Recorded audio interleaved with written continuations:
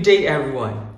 Welcome to the session entitled Pedagogies, Problem-Solving Strategies, and Digital Tools for Mathematics in the New Normal. I'm Sir Raj, and I'm hoping that you are all doing well. To begin this session, let us reflect on the words of Alvin Toffler. The illiterate of the 21st century will not be those who cannot read and write. It will be those who cannot learn, unlearn, and relearn. The 21st century is best described by technological advancements and living in the digital world. Look at how fast our devices evolve. We have new models of cellular phones almost every year. We even shifted to doing banking transactions and purchasing items with the aid of applications almost anytime and anywhere. Living this century, we have to learn new skills, like how to use a new device or the latest application. We also need to unlearn stuff, especially those related to obsolete practices and from those that we will not be needing on a day-to-day basis. For instance, we need to unlearn how to perform operations on computers with an earlier version of operating system. One of the notable relearning experiences we have is in terms of buying and selling goods. However, we do this mostly on digital platforms now. We remember the ideas on supply and demand, saying how prices change according to constraints like distance and availability. To stay relevant, we have to learn continuously. Thus, we need to learn, unlearn, and relearn. This time, look back on your experiences on the present and previous school year. What were the things that you have to learn, unlearn, and relearn for the purpose of teaching during the pandemic? You may pause this video to give yourself some time to reflect. May it be face-to-face, modular, or online instruction, we must observe effective lesson planning. We know that good lesson planning is essential to the process of teaching and learning. When a teacher is well prepared, they are on their way to successful instructional experience. Here are some tips for effective lesson planning, and let us see them in the context of the new normal. First, make a smooth transition from one subject to the next. Always bank on what the students already know. You may begin your new lesson with a task that will allow your learners to recall previously encountered competencies that are essential for the present topic. You may also inject scaffolding activities that would prepare your students for the upcoming lessons. Second, think of materials that are readily available for the learners. With the limitations of resources and the health protocols that we need to observe, some materials may not be readily available to our students. Hence, when we craft an activity that would require some materials, think of possible substitutes to some items or equipment. It would be best if the materials to be used are easily found at home or in their immediate community. Make sure that the materials to be used would not entail additional or excessive financial costs to the learners and would keep them safe from any form of harm. Additionally, you may even provide several options to the learners, like differentiated tasks. This will allow the learners to select an assignment that they are comfortable to do or they have the resources available. You just have to modify the task when necessary. Just never forget to extend compassion to our students. Lastly, provide simple step-by-step instructions. With the limited interactions or encounters that we have with our learners, we need to make sure that the instructions that we are giving are clear, easily understood, and systematic. Bite-sized and procedural directions will provide the learners productive learning experience. Modes of instructional delivery drastically changed due to the pandemic. Educational institutions abruptly shifted to other modalities to address the need for continuing formal education and in consideration of the ongoing global health concern. Here are some effective delivery techniques that are still appropriate in the new normal. We begin with establish a positive classroom environment.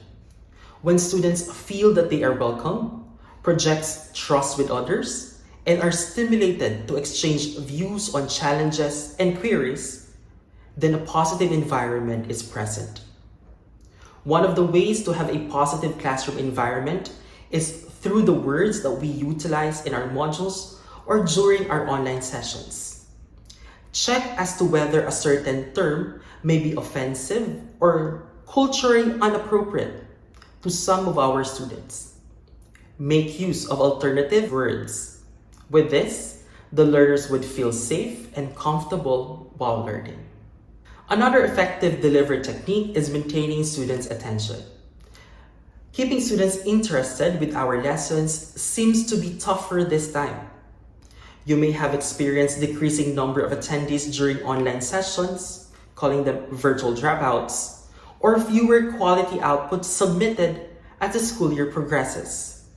This gives the idea of declining interest of students towards the subject. Moreover, we recognize that there is a competition for students' attention between learning and entertainment, especially with social media platforms. To keep students engaged in our subjects, provide activities in varying difficulty and form. Differentiate the tasks from one lesson to another, such that students are constantly challenged. Assure that the activities are enjoyable and relevant without compromising the achievement of the competencies. Next, use appropriate pacing. For optimal learning, we must observe good pacing of the lessons. Consider students' interests, attention span, and other socioeconomic constraints that the students have while learning. The illusion of good pacing is shown when you make use of varying yet appropriate and non-excessive tasks, change in teaching style, and even with some brain breaks.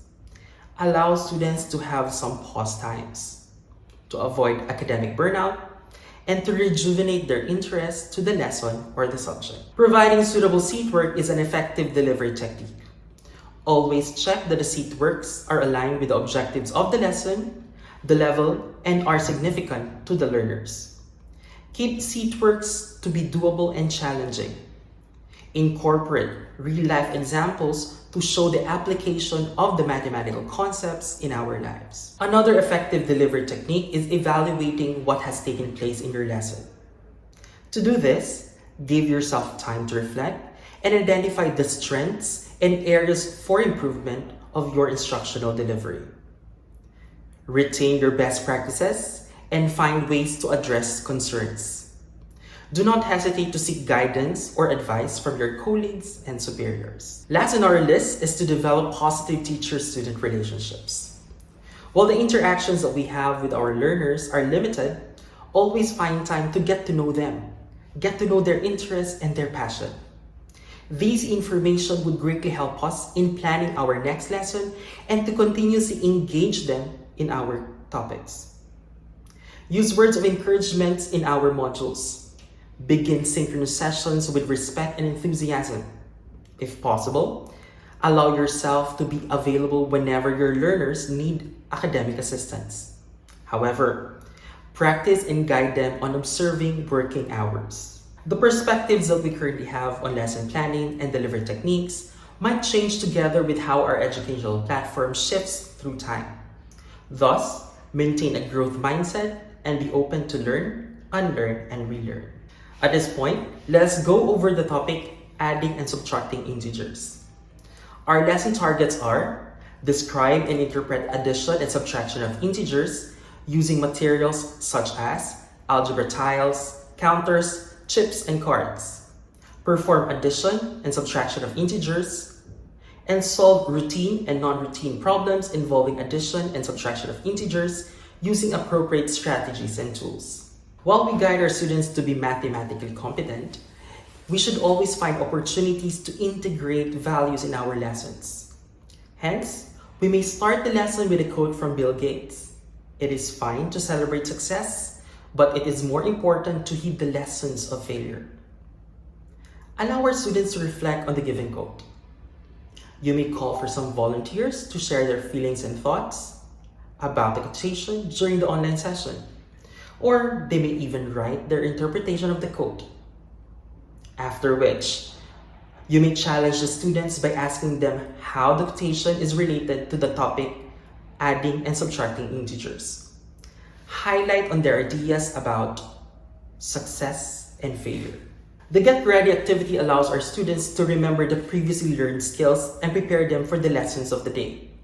In this case, we are asking our students to write a mathematical expression for each solution. We may challenge them to explain how they formulated the expressions or briefly discuss their mathematical expressions. Moving forward, show to the learners an illustration of a bank. You may ask, what social institution is presented?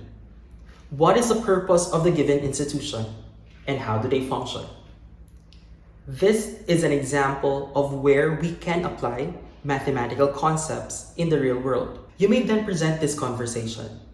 Allow our students to go through the statements, then ask if the given answer is correct or not, and let them defend their response. Learning math is not complete without problem-solving tasks. Just like in the presented scenario, students need to encounter varying word problems to prepare and fully equip them for real-world problems. Here are some problem-solving strategies that you may practice with the students. Take note that some of the strategies are not appropriate to some of the problems. Look for a pattern. This is asking the students to identify existing relationships among the presented elements.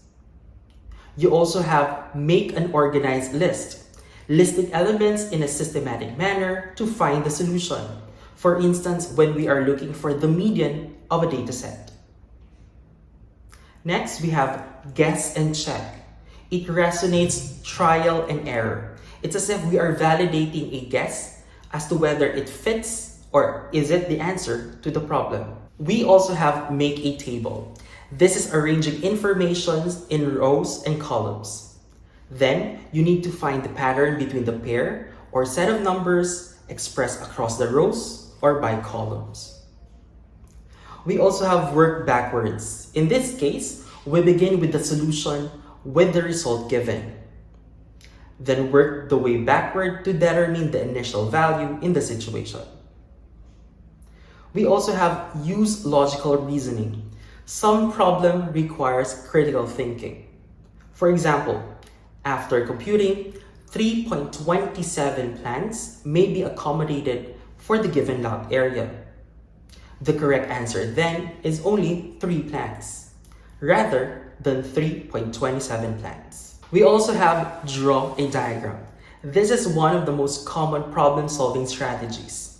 Some problems are best understood and solved with the aid of illustrations. Next, we have solve a simpler problem. Rather than presenting a complex problem directly, prepare and gear the students up by giving them simple and related problems. Once ready, test them with the challenging or complex ones. Read the problem carefully. Some problems provide clues about the scenario or answers. Guide the students on how to detect these clues. Say, even numbers, odd numbers, or consecutive numbers. It is also useful to present to the students Polya's 4-step problem-solving process. This allows the students to have a system of solving problems. The process begins with understanding the problem. What are given and asked are identified in this step. Devise a plan requires selecting a strategy to determine the answer to the problem. You may use the appropriate strategies presented earlier. We also have carry out the plan. This is doing the solution to the problem. Lastly, look back, meaning checking if the answer is correct or is sound for the problem. In Think and Understand, the lesson is developed further by presenting the lesson content. As shown, the problem, Paolo owes his friend Anthony 5 pesos. If he borrows another 3 pesos, how much will he owe him altogether? Before presenting the visuals, you may inquire from the students their knowledge or idea about owing or borrowing money. Then, ask them if, in the given problem, the 5 pesos and the 3 pesos must be expressed as a positive or negative quantity. Let them also determine the operation to be used and which phrase gives this idea. In this case, the operation required is addition as indicated by the word altogether. As shown, there are three ways to illustrate the solution to the problem. You may use blocks, charged particles, or the number line. We then lead the students to example 1. Our learning buddy Vincent is giving the solution to the question. Charged particles were used to find the answer. After which, present example number 2. Both examples 1 and 2 have learning buddies. They assist in presenting the solution to the problems. Moreover, they serve as guide to the students. You may incorporate this feature to your instruction. Before moving forward, you must emphasize to the students that in examples 1 and 2, the involved integers are either both positive or both negative. Highlight to the students that when we add or subtract integers, the involved integers may also have different signs. Thus, the idea of absolute value is needed. In example 3, the students will be exposed to the different ways of finding the solution to the problem. With the guidance of our learning assistant Biel, we were able to find the sum of -7 and 5 using the idea of the absolute values. To help our students visualize the solution, illustrations involving chips, charged particles are also presented. Moreover, you may also use the number line to find the answer. In example 5, a different scenario is given. The focus is on when to annex a positive sign when adding integers. The students will then be asked to use the charged particles model to show that the sum of 8 and -5 is 3. To determine how much is understood by our students, formative assessments are given under Check Your Understanding. To synthesize the learnings, present to the students the ideas under Remember. You may ask the learners to phrase each statement in their own words. The practice portion asks the students to solve problems in different types and forms. In mathematics, we present problems and solutions in visuals. This will help the students understand the concepts more. Here are some digital applications that you may use for your lessons. Touch Counts is an application suited for counting, skip counting, composition, and decomposition of numbers, and equal sharing.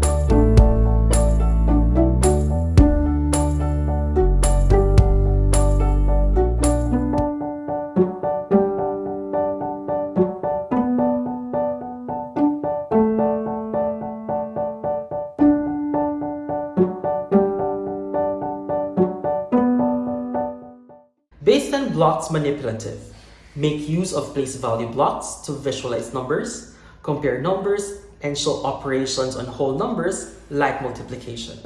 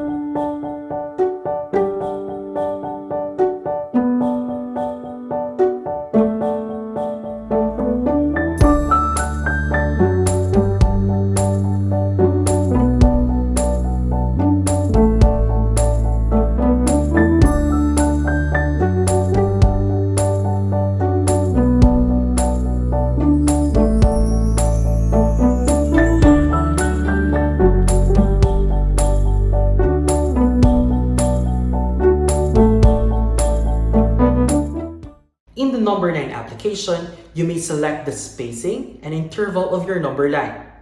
In the video, you will see how the number line may be used to visualize the operations on numbers and even comparing decimals.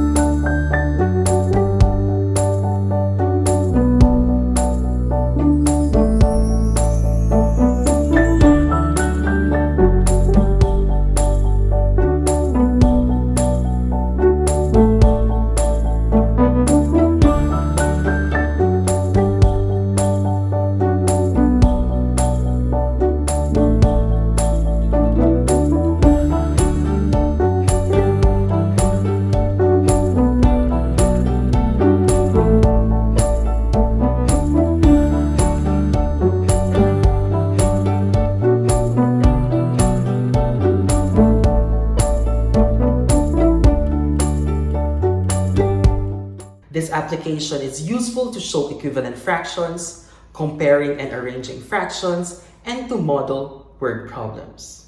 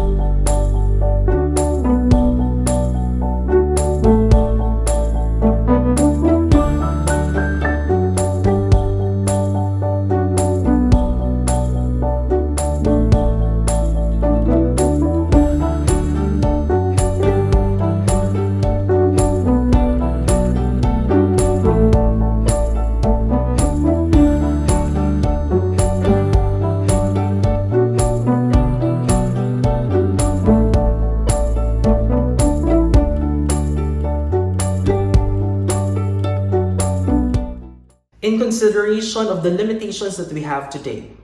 Remember, teach less, learn more. More teaching, more of the same teaching, is not exactly the way to inspire more learning. One of the challenges that we have as mathematics teachers is how to make our lessons relevant or significant to our learners. We teach mathematics for whom?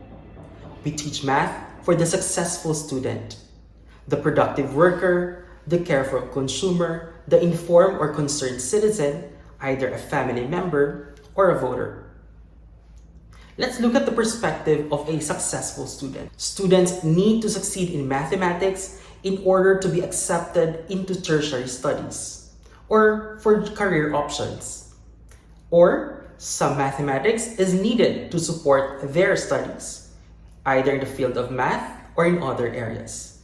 However, you have to remember that hard skills will get you an interview, but you need soft skills to get and keep the job. That is why, as much as possible, we find opportunities for values integration. The next one is the careful consumer. Regardless of their occupations, Filipinos will be family members and consumers for shopping, for housing loans, for health and insurance. For instance, on shopping, online shopping versus on-site shopping. Should we go to the market or grocery? We have this comparison to test which dimension or which of the two options will give us least cost. The everyday task of grocery shopping in a modern supermarket often involves mathematical thinking, which includes prices, quantities, advertising claims, brand variations, ingredients, and discounts. In supermarkets, we have products packaged differently. Hence, their prices are also different. Then we have these questions. There are many variations and choices. What should I do? How do I compute for the unit cost? Will I use credit card or pay cash? These questions would be answered with correct mathematical thinking. Health is one of the priorities that we have this time. And with mathematics, we're able to understand and make decisions with respect to the global health concern. We may inject health problems or issues in our instruction. For instance, we may ask our students, do they know that the life expectancy rate of Filipinos in 2015 is 70 years? Or do they know that there are 14,000 Filipinos living with HIV in 2010?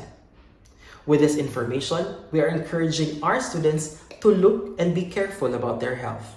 To incorporate health in mathematics, we may ask our students to look for information from World Health Organization health statistics, evaluate as to whether they are still having healthy lifestyle or balanced diet, even ask our students to interpret blood pressure reading and results of medical tests. To end this session, let us reflect on this quotation. Successful teaching is teaching that brings about effective learning. The decisive question is not what methods or procedures are employed, and whether they are old-fashioned or modern, time-tested or experimental, conventional or progressive. All such considerations may be important, but none of them is ultimate, for they have to do with means, not ends.